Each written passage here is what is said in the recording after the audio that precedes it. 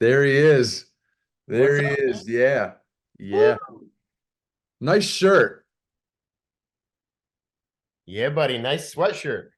Fuck yeah. King nothing. King nothing. Ah. Ah. Oh. Kitty cat's name is what? This is Mia Wallace, named after my Pulp Fiction, Mia Wallace from Pulp Fiction. Hi, Mia. I'm allergic, so Oh we're just gonna. no. I know. My wife wants one so bad, so bad. Oh really? But hey, maybe I'll fess in and I'll just wear a mask all the time or whatever the fuck. But anyway, dude, I'm liking that painting. You did that yourself back I there, did huh? do that. Yeah, I do a little painting. I do a little painting. That's a big one though. That was like 6 foot by 4 foot. I want to say. Damn, dude. That's Nice. badass. Thank Yeah, you, my well, friend. we'll get into it, man. I just want to say thank you for joining I Ask No One podcast. Today is episode, believe it or not, I haven't told you this, but this is episode 101. And Really? this is a new, same attitude, but new new focus, and we're just going up from here, my brother. No pressure. Onward and upward. Well, I'm honored, bro. Thank you so much for having me. This is a great way to start off the new year, I'm absolutely honored. Thanks. But right here, right now, we got Darren Moore of Mercury Studios and casting. Long story short, Darren sat down with Ryan and I virtually a few months ago about this Metallica documentary in the works, but we'll get into it. Usually like to start off with a fact of the day. So I know you're a rock fan. Today's January the 11th, 2024, and 32 years ago, I know you're also a comedy fan too. Nirvana played SNL for the very first time when they played Teen Really? Spirit and Territorial Pissings with Dave Grohl. And I'll include a link below to that particular performance. It was absolutely killer. Nevermind came out September 24th of 91, and it didn't become number one until that very same day, January the 11th of 92. So a little fun fact for you guys. You're a Nirvana fan, I take it, right? I mean, who isn't? Oh yeah, man. I mean, I'm a little older than you. I grew up in the '90s, so I was in sixth grade when Kurt killed himself, and I remember all the kids they took razor blades and they were like carving Kurt into their arms and into their shins and stuff. And I was like, I'm not that big of a fan. I'm not gonna try and bleed for this man, but it was a big deal. I mean, I think everybody remembers like where they were when they heard that news, you know? Yeah. Yeah. Oh, well, thanks for sharing, man. I mean, I take this next to this next level here is the quote of the day, and the quote of the day is from, man, I'm we're here in snowy Buffalo, New York. I love the snow is back. I know you're back in the Northeast. Yeah. But you think about yourself more than anybody else thinks about you.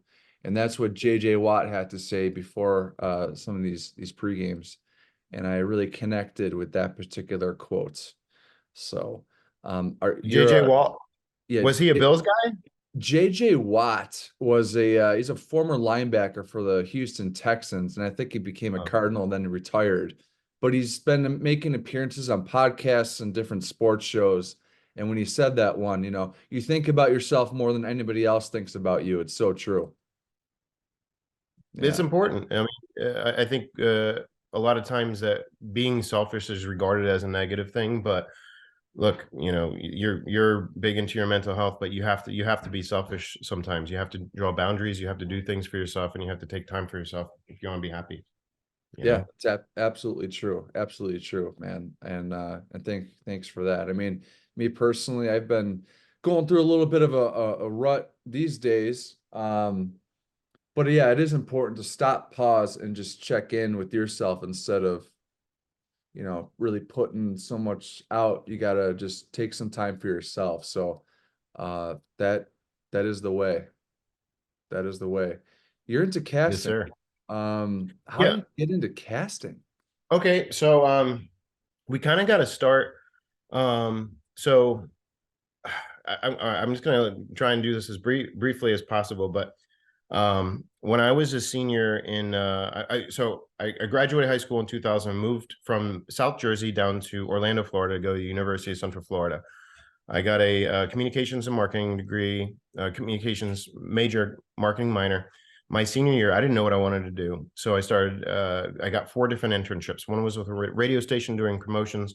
One was with a local magazine. It was a rock magazine. Actually, I got to interview Tommy Lee. Like this is 24-year-old me, right? I got to interview Tommy Lee. It was a phoner, but it was still really cool. I was in the Kmart parking lot talking to Tommy Lee about his tour with this EDM DJ. And I was like, how does that happen? He's like, well, it was always about the beats and the bass. And I just like, even when I used to do my drum solos, it was just like, oof, oof. It was always about the beats and the bass. And so like, that was like a really memorable thing for me. I always loved music. I always loved talking to people. And so I got to interview him. I got to interview the guy from Chevelle. I got to interview Chris Behrens from the Spin Doctors. Remember Spin Doctors? Yeah, I remember them. I don't know too much about them though. Little Miss can't be wrong. So that was 2 of my internships, and then another one with a radio station doing promotions. It was actually a hip hop station. I love hip hop too. And then the last one was at the Orlando Improv, just doing like promotional type stuff for them. And that was my first experience with stand-up comedy. So after that, I started going to open mics.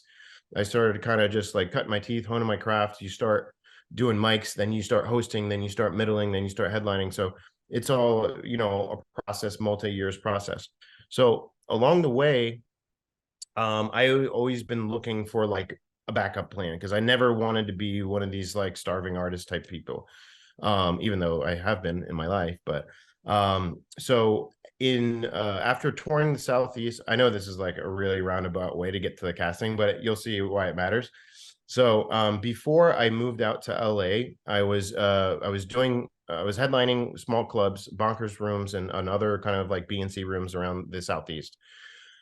And I was bartending private parties. This comes into play later on when I tell you about how I got into casting. So these private parties were like in Isleworth, Windermere.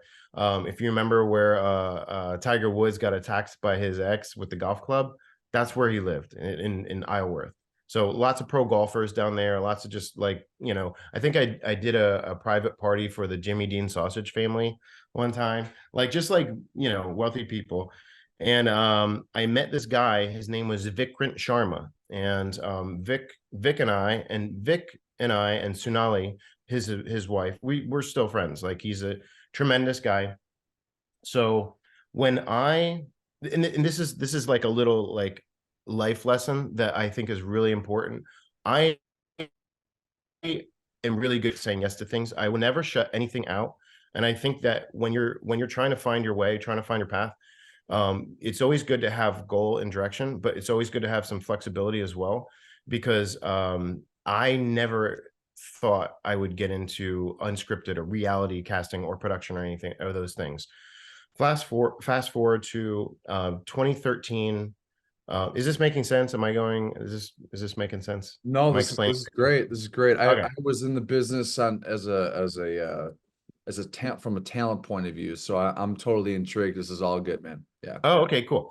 So so I moved to LA in 2013, spring of 2013. I was 31. I was about to turn 32 in May. This was like March. And Vic and Sunali, they're loaded, by the way. They're like they're like one of those like rich families, rich couples that like they've got uber mega bucks, but they're so nice. So you're happy that they have that money. You know what I mean? Because rich people, a lot of them are assholes, right? But they are absolute gems. They are, I can't say enough nice things about them. They're just golden people. And so when I first got out there, I didn't really know anybody. And Vic and Sunali were out there vacation in Beverly Hills. And this was Easter Sunday. Easter Sunday, they're like, hey, what are you doing? You want to meet us for brunch? So I met them, and they introduced me to this guy, Johnny Rains. Johnny Rains had born and raised in LA. He was friends with Sunali. Johnny was in unscripted casting. And we met because I was trying to find representation as a stand-up comedian and as an actor. I'm not an actor, dude. I just wanted to like do the LA thing, right? So I started doing background work on television and movie sets. And Johnny and I had exchanged information on that Easter Sunday. And he's like, if you ever want to try casting, let me know, or I'll let you know when I have a gig that I think would be good for you and we can try out. So have you ever seen the this is funny. Have you ever seen the Human Centipede, the horror movie? No, I haven't seen that one yet. Have you No, heard of it? Have you heard of it? I have not heard of the Human Centipede. No, Really? no, I'm All going right. to add that on my to-do list here. All right. Well, it's a huge pile of steaming garbage, but it's like this, it's kind of a cult classic horror film. It's really weird. The premise is there's this guy who's a former surgeon who used to separate conjoined twins, like Siamese twins, right? That was his profession. So he had this sick fantasy of doing the reverse. He wanted to take people and he wanted to connect them into Siamese twins, ass to mouth. So what he did, he captured these three kids in the forest and he surgically connected them ass to mouth. So the first person eats and then they shit into the second person's. It's fucking weird, dude. It's What the weird. fuck? I don't know what. So my point of telling you this is they made a second one, they made a sequel, and then they made a third one. They made a third sequel. And I was doing background on this in the summer of 2013, right? It was out in the what's that desert in California? Not the Badlands, but Death Valley. Mojave? Yeah, Death Valley. Death And Valley. Okay. yeah. And so the premise with this third installment of Human Centipede is this guy finally has his master project. He has a whole prison of inmates and he's going to connect them all ass to mouth, a giant human centipede. And I was one of the prisoners. And I'm on my hands and knees with like a leather harness strapped to some other guy's ass. And there's another dude behind me. There's like probably 150 of us out. I shit you not. I'm not making this up. And I'm like, this fucking sucks. I was like, this is not something that I really see myself. And it was like $63 for the day. It was like $8 an hour. This is back in 2013 for background work, non-union. And I'm looking around at these inmates and I'm like, I'm pretty sure like most of these are actually cons, like ex-cons themselves. So Johnny calls me during lunch. I'm getting my crafty.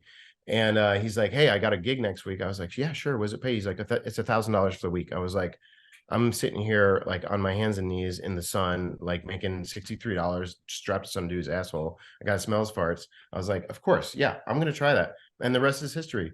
I worked my way up. I worked for a couple of shows for the Oprah Winfrey Network. And then I worked in production for the Oprah Winfrey Network. And then I worked in, just various, it's contract work. So I just worked these different gigs and worked myself from a casting coordinator to an assistant to a casting associate producer to a casting producer to a casting director. And here we are. Hell of a story. Human Centipede. I'm definitely going to be watching that. A previous guest on the podcast, Bron Daler of Mastodon, and also Bill's Mafia. He is a horror movie connoisseur, but really the campy shit, the campy 80s shit. And he introduced me to a movie called Frankenhorror and Street Trash. Yeah, Nice. yeah, that it changed my life this past Halloween season. So I'll get on that. I'll look for you in there. But that's yeah, that sounds like LA, all right. You go there and you kind of see what happens and you create relationships. And I could totally see why you create or why the people were appealed to you. You're just an overall good dude. When you had a conversation with Ryan and I on this upcoming untitled Metallica documentary, I felt here's a casting director, okay, but you're just overall good dude. So Thanks, uh, man. cheers Well, to that. cheers. Yeah. Oh, damn. That's a growler. So that's awesome. What is that? Right? Yeah, this is a little tankard from Sad But True. Dude, that's awesome. My sister's boyfriend got it for me. Cheers. Throughout the casting, there is and obviously you can look at like Rob Zombie, even Kirk Hammett is like a huge horror guy.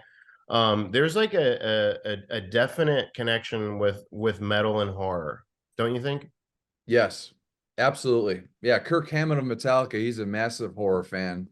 And you know, with Stranger Things incorporating Metallica Master of Puppets, Yeah. that's like what Guitar Hero did in the 2000s.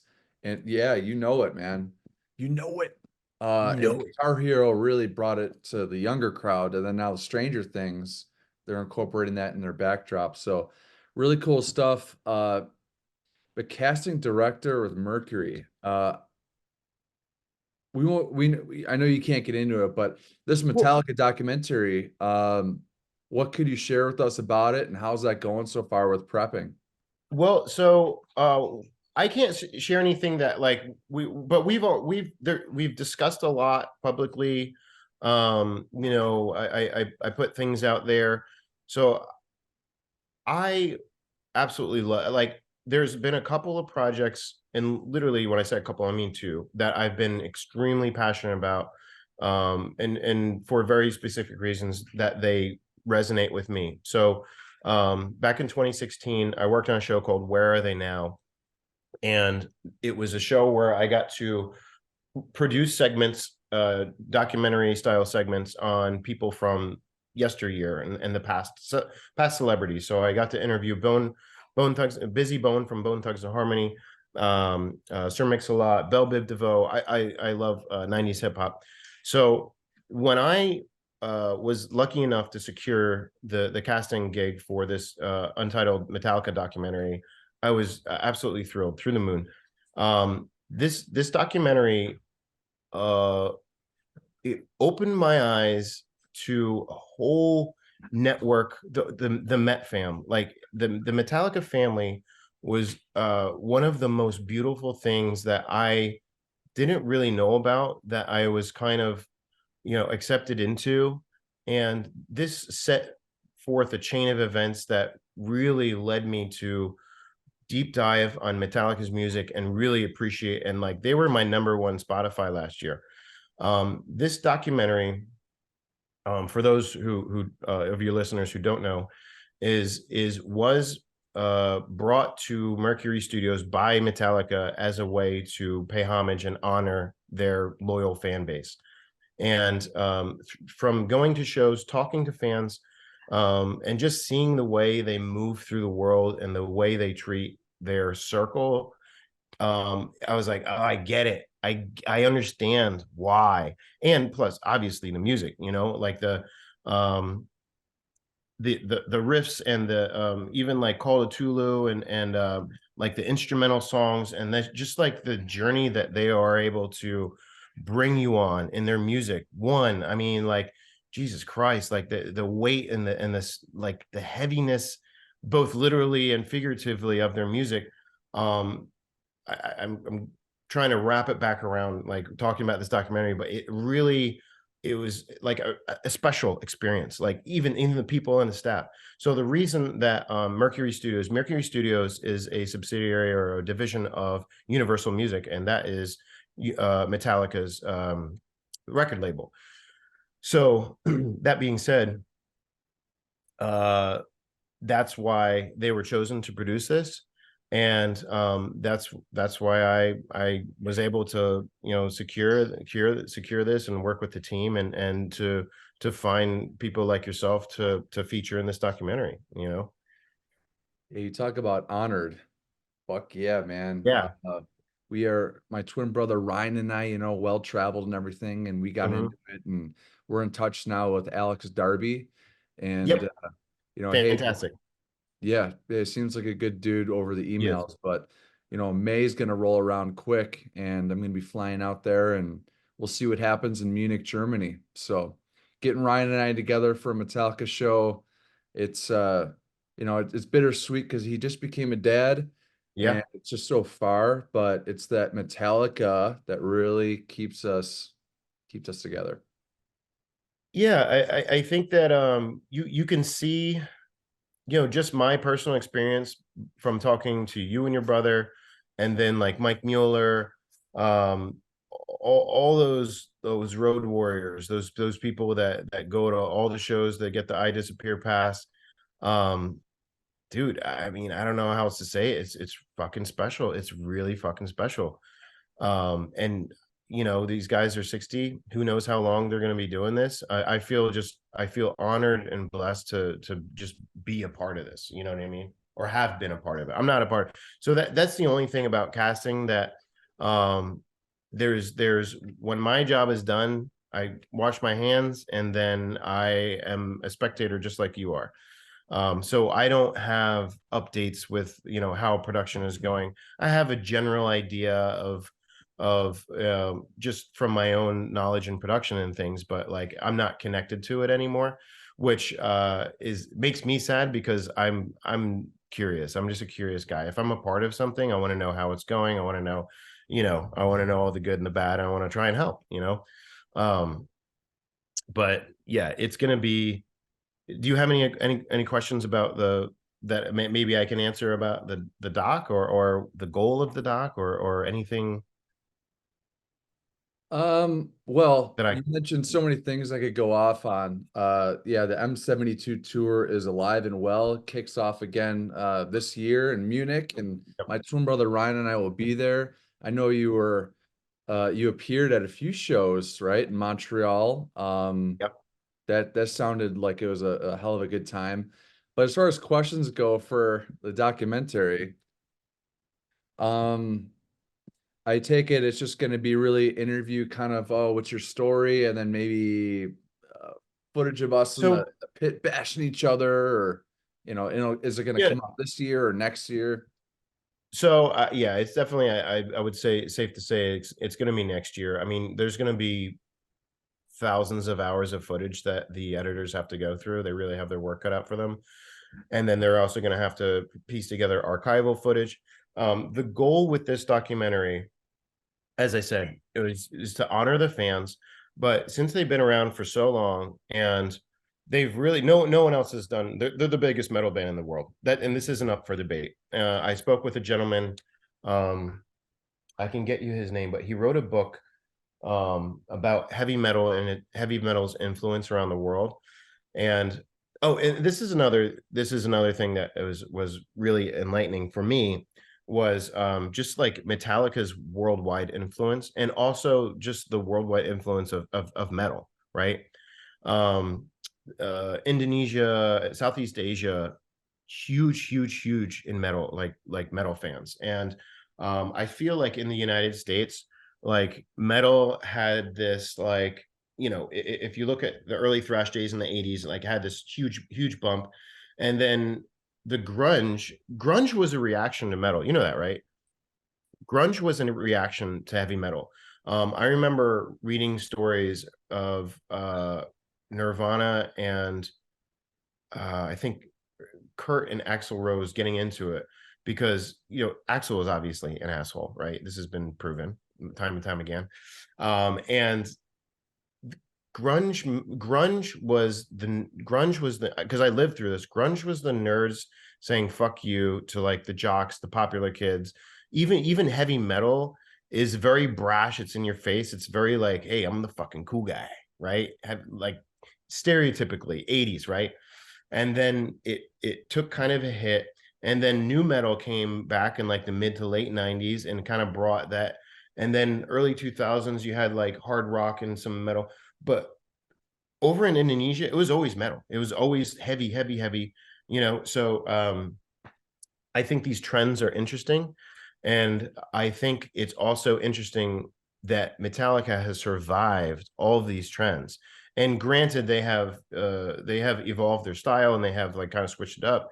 Obviously, a lot of because part of my task was to find kind of like old school fans, and there's a lot of old school fans that just like the first four albums, and then the rest of Metallica's discography can fuck off. But if you talk to the real hardcore Metallica fans, they ride every wave there is. They love it all, right? And I think that Metallica's, and this is me speaking objectively because I haven't been a huge fan my whole life. Now I'm, I hope you don't think I'm a poser, but like I love Metallica now. I fucking love them. And but if Metallica had not gone through those different stages, they would not have the commercial appeal.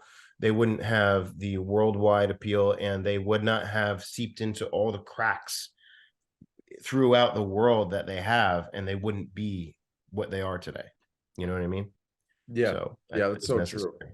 So true, man. Yeah, the second record, there was their first ballad, Fade to Black, and even back then in '84, people were saying that they were sellouts with Cliff Burton, and it's just the same kind of thing. And years ago, Lars said a quote that really hit what you were just touching on, and he said, "We do have many styles of music. It's called Metallica."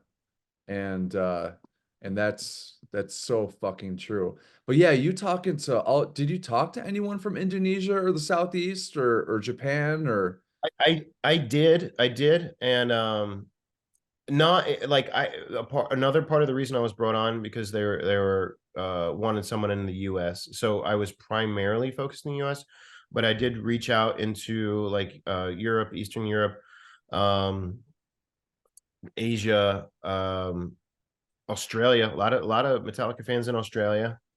Um, yeah, I mean all over really. But I think that was really the thing that kind of started to make me really realize that, hey, this is really special. And then obviously once I went to the shows, I was like, holy fuck. Like it was what, like, man, just the way they start out with that good, bad, and the ugly, yeah, like from yeah. that Yeah. movie, and it's Ooh, oh, oh, yeah. and they're coming out. He's smoking his cigar. Fuck. He's got his stogie, bro. Papa Het is my goodness. And then, bro, they're just so cool, man. Robert Trujillo, I think he is such like a great fucking addition. You know, you got to have your SoCal Mexi in there, bro. Like they're from SoCal. Like they have like my girlfriend's Mexican, man. Huge in the Metallica, huge in Mexico, enormous. Mexico City shows. I was talking to a guy that was from Mexico City, and he was saying they're just like next level. They have to plan like an extra show in Mexico City just because they're so well received down there. Wild. Yeah, the M72 concludes in Mexico City next year, and I will be there. Are That, you? yeah, I've never been to Mexico City. I've been to Cancun. I've been to Tijuana, TJ, good old TJ. Good old TJ. Yeah, there's a place there called Hong Kong that you may not want to go What is to, that? but it's as character. But that's man, can't wait to learn more and see more and experience that and see it with Ryan, this tour. Yeah. Ryan, my twin brother, he was in Gothenburg, Sweden, and then I did a few dates last year. And but yeah, it's they've gotten so big and there's so many different generations, and I kind Yeah. of lust for that, like Yeah. when they were a little bit smaller. And I'm talking, I've been watching the band since '03. So but just to see them, yeah, 60-year-old dads up there bouncing around up on stage loving what they're doing is so satisfying and gratifying as a fan. And yeah, they're not going anywhere unless some arms fall off or whatever, like Lars says. But that's so yeah, you've seen Metallica. You brought up the new metal issues is by Korn in 1999. That's one of my all-time favorite records. It's got a patch on my battle vest over there. Did you piss yourself at Korn in Philadelphia in I, '99? I saw you make that note, and I was like, where'd he get that? I was like, I didn't piss myself, but I was at Corn.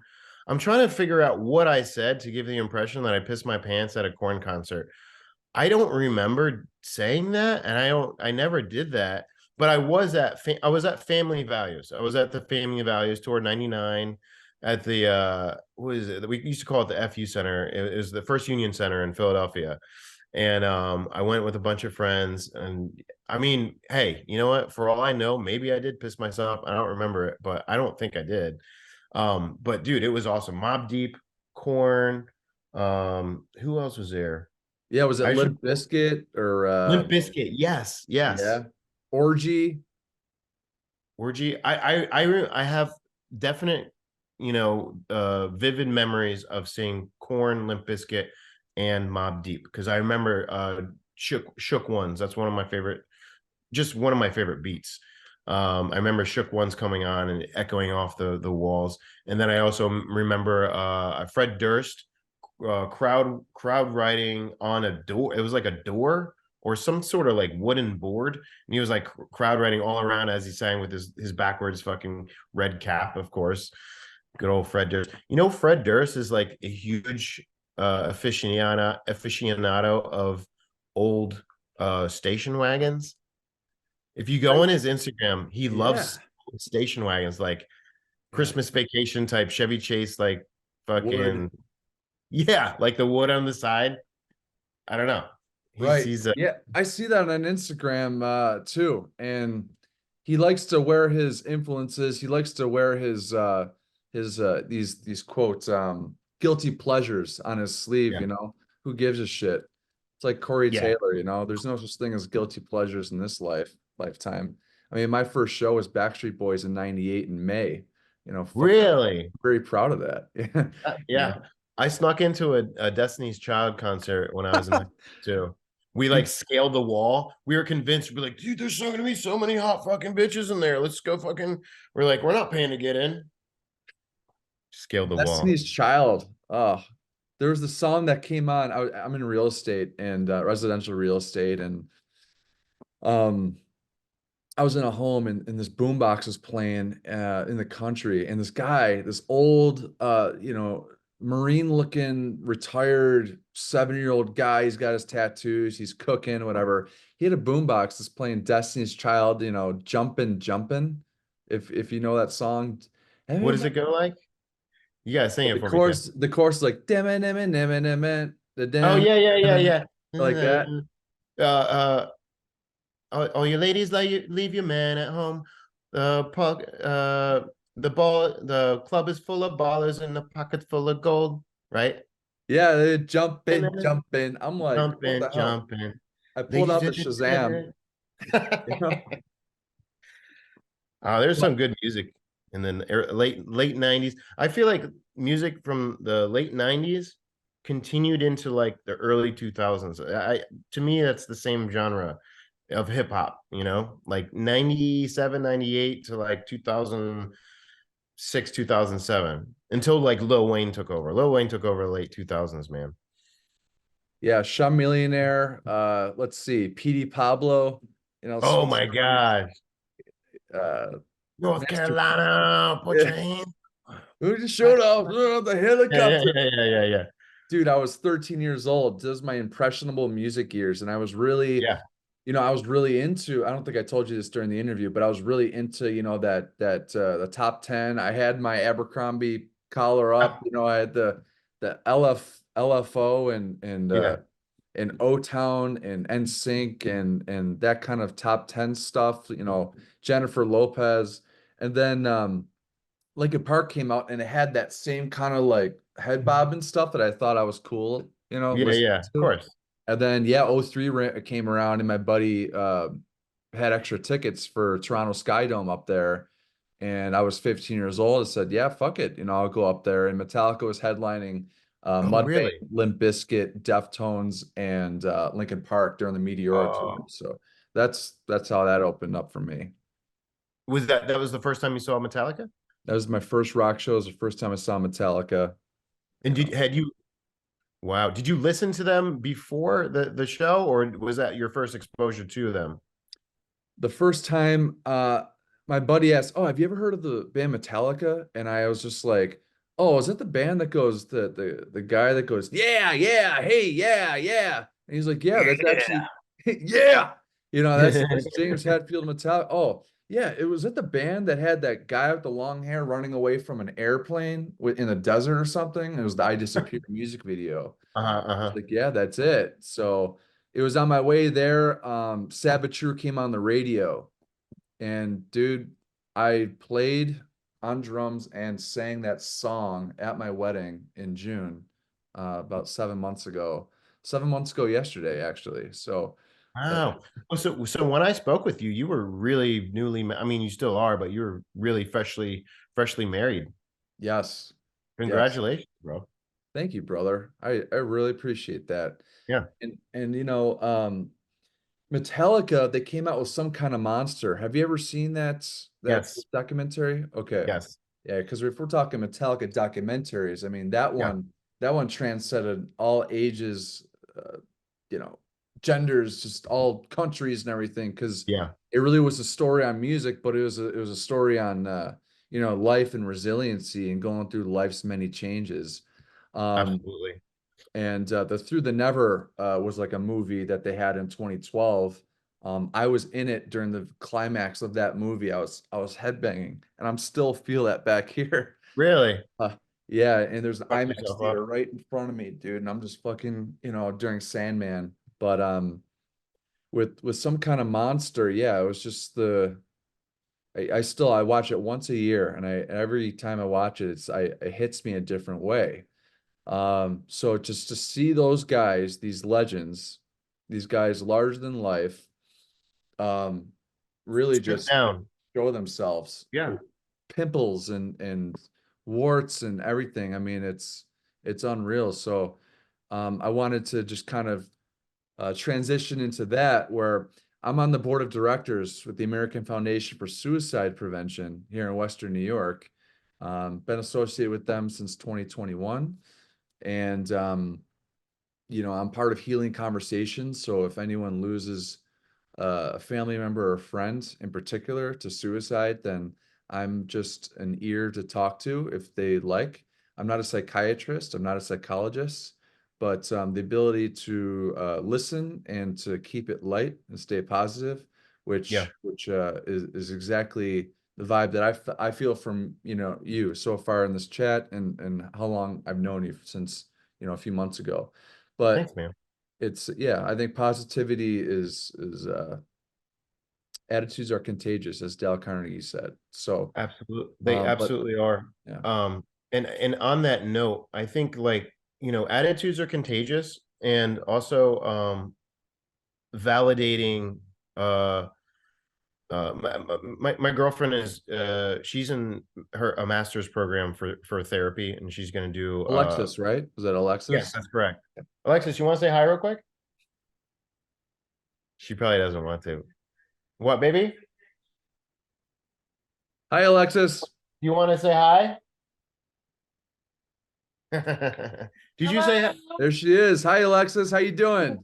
Good. How are you? So I'm she's great. really, really tuned in to mental health, and um she has helped me just immensely with like being able to look at myself, being able to look at where I'm from, because I believe I mentioned, thanks, baby. Nice to meet you. You too. So when we moved back here, uh I moved back to where the last time I lived in South Jersey, I was a 19-year-old child. You're a kid, right? And now being back here, I have been able to see so many of the reasons of why I am the way I am. And I wouldn't be able to do that if she wasn't pointing these things out to me. And so, going back to mental health and what you do, I think it's tremendous. And I think it's work that needs to be done, a work that needs to be done by everybody to maintain your mental health. And I think that it's nice today that as a man, that our emotions are validated, because 20-30 years ago it wasn't like that. I don't know what your father's like, but my father, I think he's fairly good at talking about his emotions if prompted, but my family doesn't talk. We talk every day, but not about these things. That How are you feeling? How did that make you feel when I did this? Why are you feeling? How are you feeling today? Why are you feeling like that? What can we do to help that? Like, these are all things that Alexis and I talk about every fucking day, every day.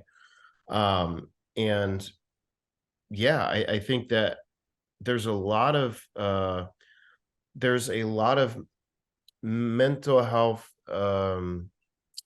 uh like, if you're deficient in mental health, there's so much work that you can do if you know about it, right? So I mean, I've never been clinically depressed, but of course I've been depressed.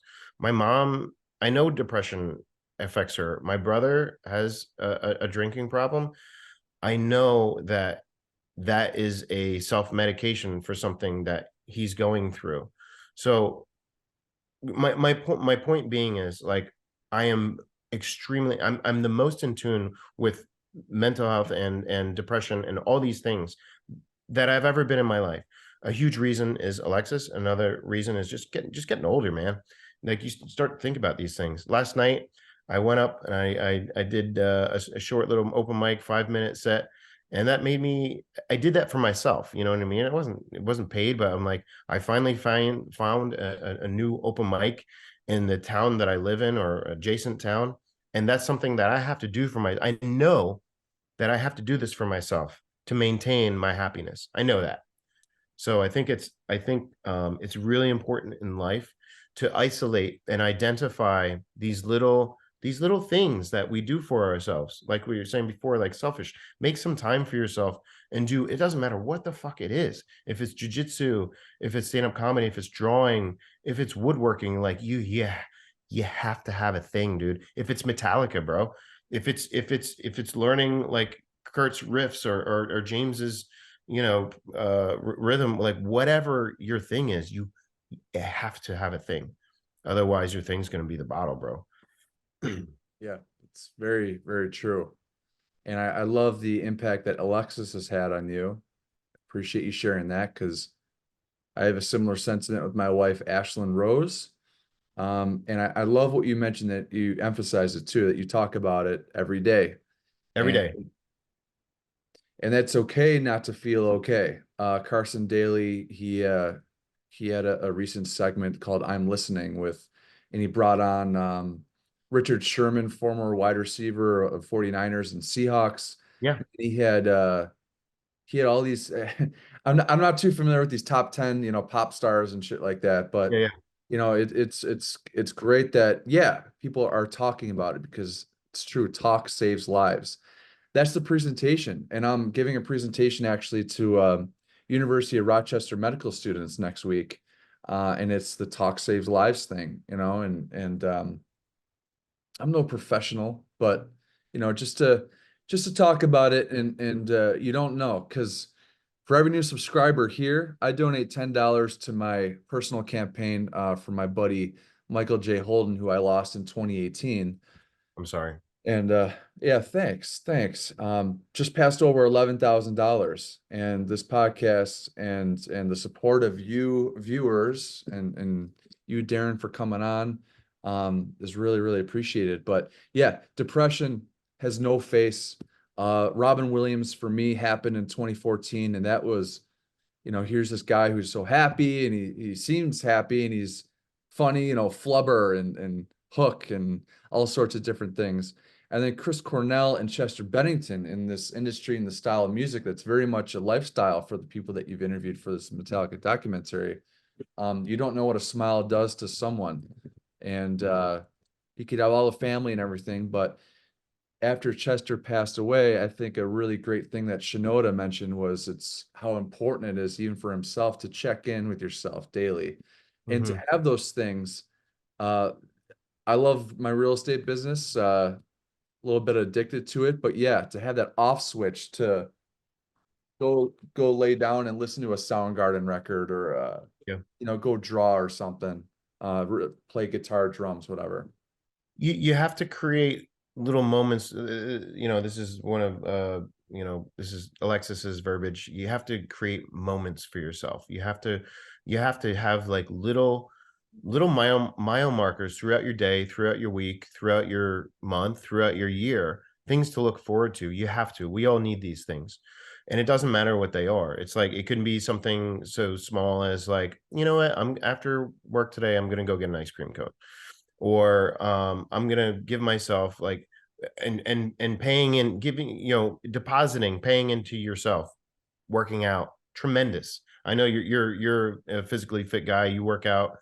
The gym has always been something that I could rely on as a place of like almost it's a mental health it's a temple. The gym is a temple. It's an iron temple, right? I grew up, I'm a huge Arnold fan. I always like Yeah. to watch the Pumpkin Iron, all these things right Oh, there. yeah. So I nice to hear you. watch. Good And morning. that's yeah, yeah. Good morning. How are you? You idiot. But yeah, you just have to create these moments for yourself. And once again, going back to being a little bit selfish. That's okay. That's fine. Just making yourself look forward to little things. It's Yeah. important. And love that. Love that. Yeah. And you mentioning Arnold, that's another similarity between you and me, Darren. Yeah. Arnold Schwarzenegger in 2003, I saw Metallica. That same spring, summer, I saw Total Recall for the first time on TV. Way. Even censored, that movie was just gross and it was awesome. And Yeah. I could quote that whole movie, but yeah, having those moments. Yeah. Okay, all right, I'm not feeling too all right. Okay, I'm gonna put on Total Recall. I'm gonna put on some Yeah. Predator and Yeah. just chill out and remember who I am and those little things that remind you of who you are. We talk about comedy, Darren. Uh, Chris Farley. I picture myself, I picture him falling down that hill in Black Sheep, and Oh, I yeah. feel a little better all of a sudden. All of a sudden, I'm Yeah. smiling. You know, do you like Farley? Did you have a preference of Black Sheep or Tommy Boy or Beverly Hills Ninja? So out of those three, my ranking would probably be um not black. Which ones were you said? Black Sheep, Beverly Hills Ninja, or what was the third? Yeah, Tommy Boy. there's Tommy Boy. There's yeah, there's a I bunch. think I like Tommy Boy the most, then Black Sheep, then Beverly Hills Ninja for me personally. But oh yeah, I mean, so there was a period of my time or my life in probably like I don't know, middle school, early high school, where I didn't really know how to. And this is another thing that I think is really important with mental health is your circle, right? And the way you make friends and the way you maintain friendships. Um, no man is an island. It's very cliche. No man or woman, you can't survive in this world alone. We're social animals. We're not meant to be alone. And so who you surround yourself with is paramount. Having a support system and a social circle who you can call and be like, ah, man, I'm going through this today, and having somebody that you trust that's going to sit down, not pass judgment, and talk to you, and just sit there with you, and talk about these things. It's tremendous. So when I was in like middle school, like I had friends, but they just weren't. I don't know. Different like parts of middle school, parts of high school, I just didn't go out a lot because my friends didn't call me. And I would stay home on a Saturday night and I used to watch a lot of SNL. And that's when I would watch Chris Farley, David Spade, Norm Macdonald, Adam Sandler. That was like the class of SNL actors, comedians that was around during my formative years. And so yeah, I absolutely love Chris Farley. SNL. I love sketch comedy. I love I Chris Farley got me through a lot of tough times in my adolescence. I would say that for sure. Yeah, humor is really important. I had a nice conversation with previous Metallica bassist Jason Newsted Mm-hmm. back in 2016, and I asked him Will you what. talk to Jason? Yeah. Oh, Oh yeah. really? Oh sure. Yeah. He hasn't been on the podcast yet. Future I Ask No One Oh, cool. guest. Um, but I asked him what his key to happiness is, and he replied real quickly, repel, read, eat, play, exercise, laugh. When you laugh, you get those juices going in the brain, those feel good sensors, right? And Absolutely. and love. Yeah, that's my license plate right out front. It's a nice little reminder when I'm just going, going, going. Yeah. Read, play, or pray, exercise, laugh, love. And laughing is very, very important. You mentioned that SNL crew. Chris Rock was one of them. Mm-hmm. I was at Bonnaroo in 2008. Barack Obama was just became president, Mhm. and Chris Rock got up there and he did a stand-up comedy skit, left the stage, and then comes out, introduces Metallica, and when he felt that roar, he was just I remember his face clearly, just like whoa, you know. Yeah, That power. right, the power of King Metallica, man. And you're right, the greatest metal band, in my opinion, the greatest American band of all time. Um, Yeah, I think it's a strong argument to make. And on that note, and I think that sometimes people have a tendency to think like, oh, you could laugh every day. So what do you have to do? You have to watch a comedic movie every day. You have to no, you just have to look at things through the right lens and just move through the world with the openness of like being able to observe. I mean, you can see it everywhere. You see funny things everywhere. You go to the store and if you see somebody trying to wrestle with a bat, like, oh, that looks silly, or this person. One thing that I always do, sometimes it's to the detriment of Alexis, because I'll get in these conversations with like a 65-year-old woman at the gym or in the grocery store. Like I love to cut it up with people. I love to talk about their shoes. I love to ask them, I'll be next to a lady that's shopping for some steak, and I'll tell her, get the bone-in ham or what. I love to talk to people, and I love to make people laugh.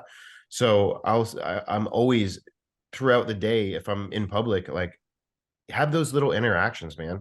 Because like there's all this fucking shitstorm of media and opinions and all these things throughout the day.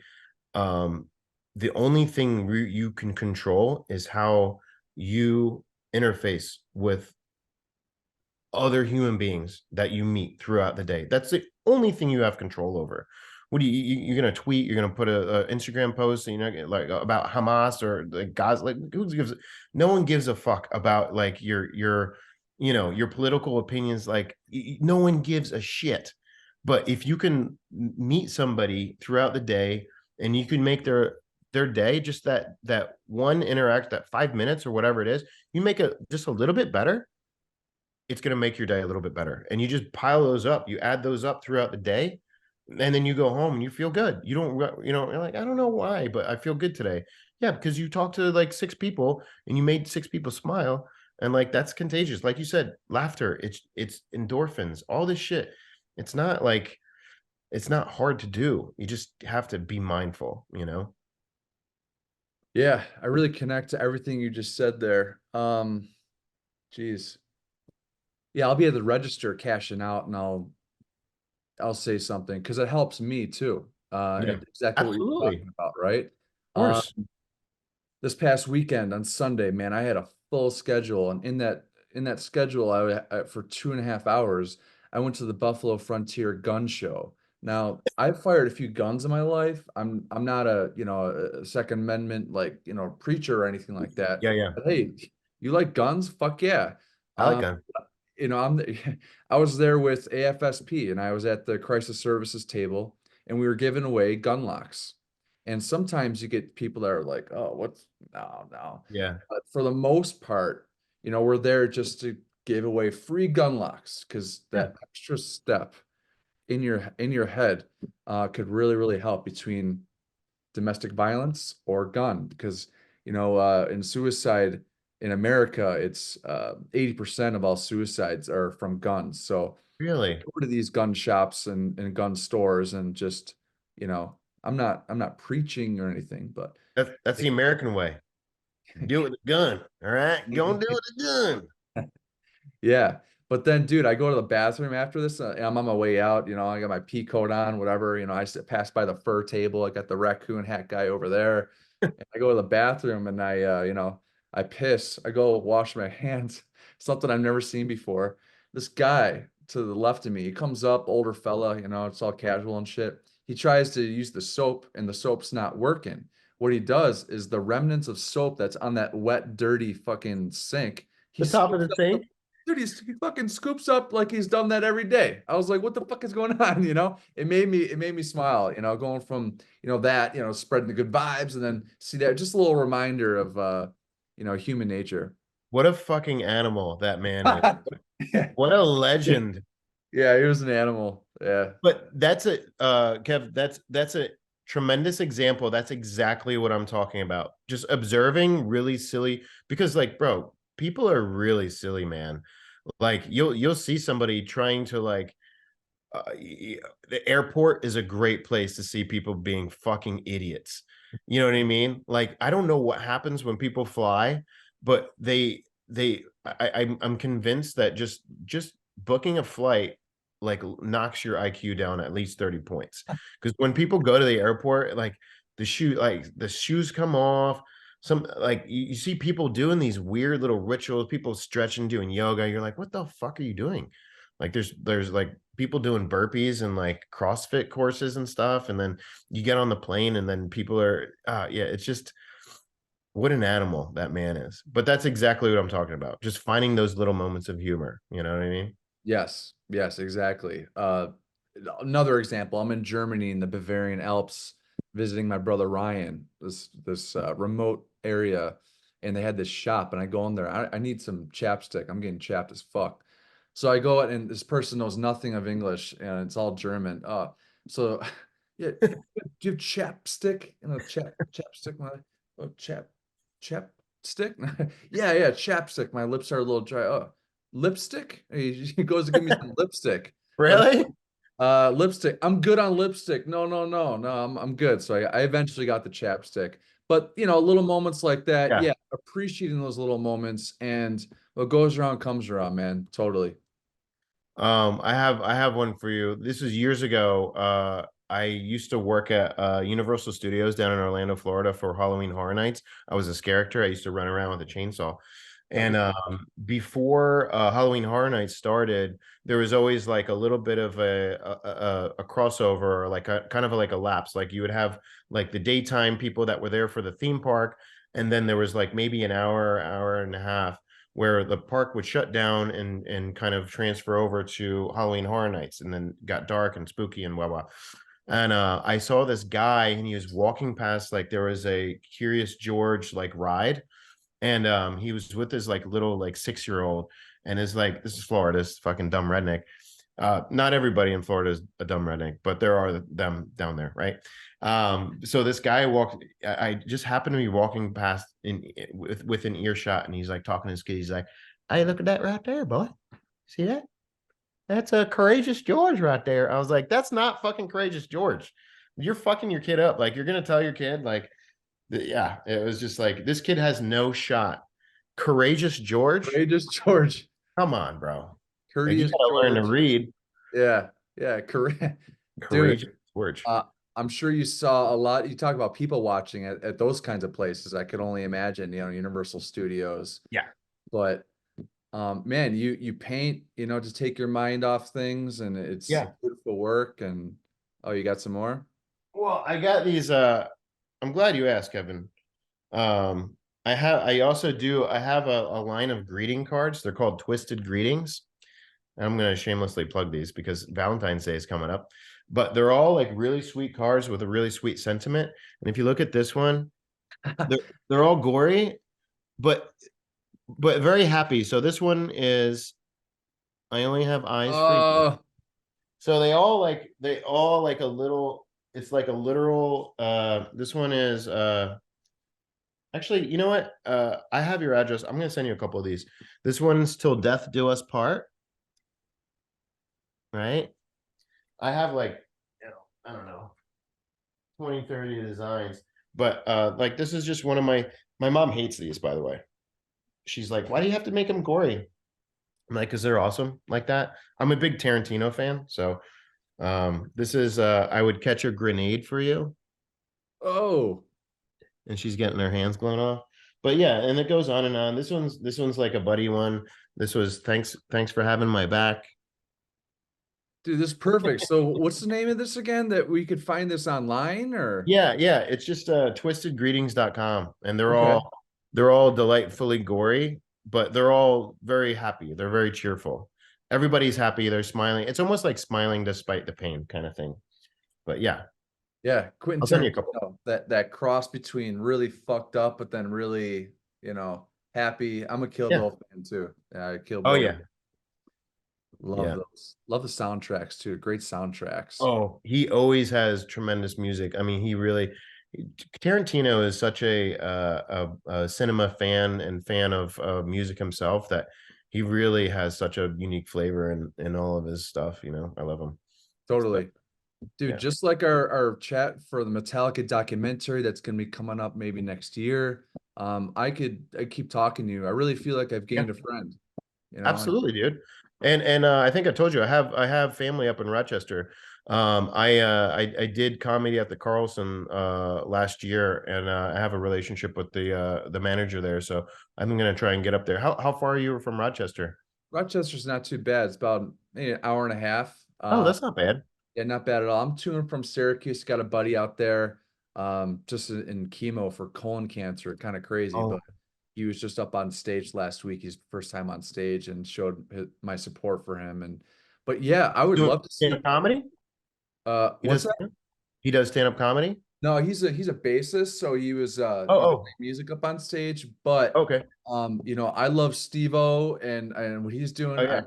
I don't know too many comedians for stand-up, but I Okay. tell you, I'm gonna check out your stuff, and whenever you come around, my end game with this podcast, man, is to have that Western New York go to Danny Wimmer Presents level festival that raises awareness for mental health, similar to what Steeder did up in Maine a few years back.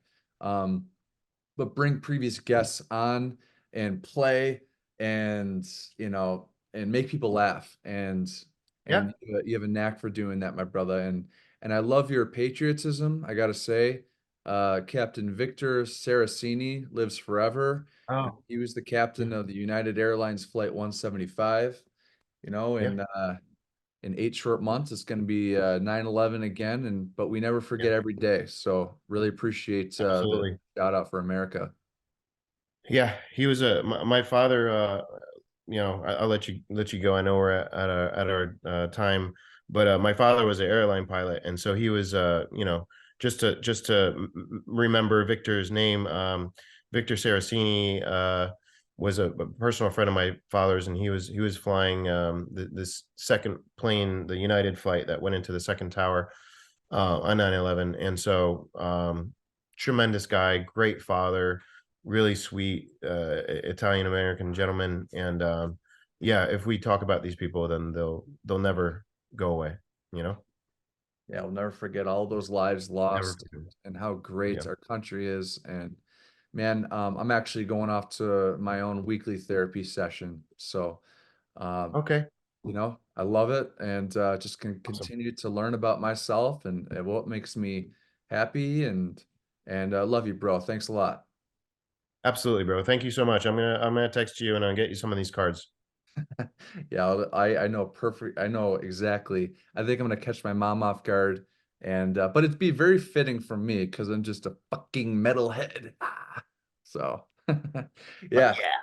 To all our subscribers, thank you. To future subscribers, I donate $10 for every subscribe to the AFSP. Really appreciate your support. If you liked anything that you saw the past hour or so with me and Darren Moore, hit that like button. But in the meantime, stay happy, stay healthy, stay hungry, and stay fucking heavy. Yeah. See you, brother. Thank you, brother. Appreciate it. Have a great day. Okay. You too, brother. See ya. Thanks, man. See ya. Bye.